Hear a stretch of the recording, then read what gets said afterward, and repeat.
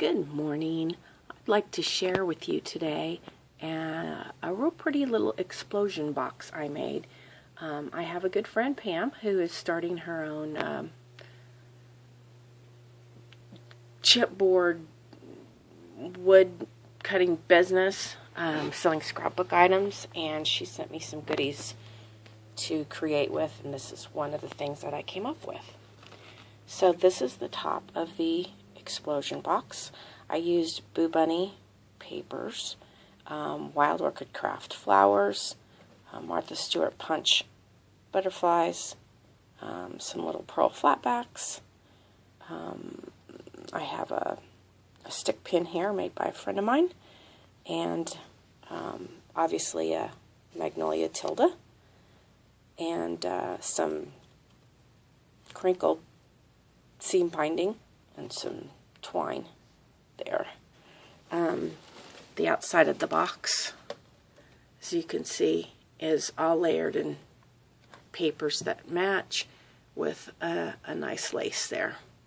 Now, the fun part of the box happens when the top is removed and the box opens up to create like a little mini album. So each little pocket has, sorry for that little shadow there, has its own little sentiment. It's the smallest things that fill your heart stamp that I had. I used an EK punch here, another Martha Stewart butterfly, and a Prima resin birdhouse. This right here is for a personal sentiment, if you want to write on that, or you can just leave it. It's very pretty. Another pull-out tag here with a stamp that says, if I had a single flower for every time I think about you, I'd walk forever in my garden. So that slides right back in. And then another place for a personal sentiment. In the middle is a grouping of Wild Orchid Craft flowers, a little bird nest, and a bird that I found at my local craft store. And then as you fold in the sides here, there's room for another photo mat. You could put a photo here, or you can leave it just like it is. The little clothespin holds that, so there's room for a photo and a personal sentiment.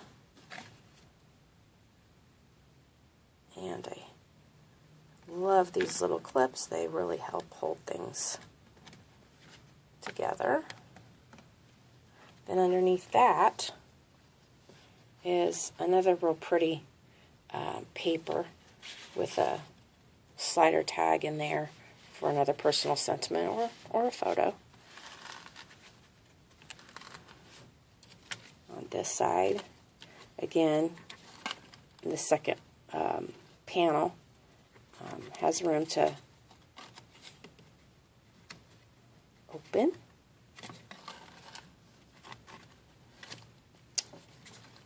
There we go.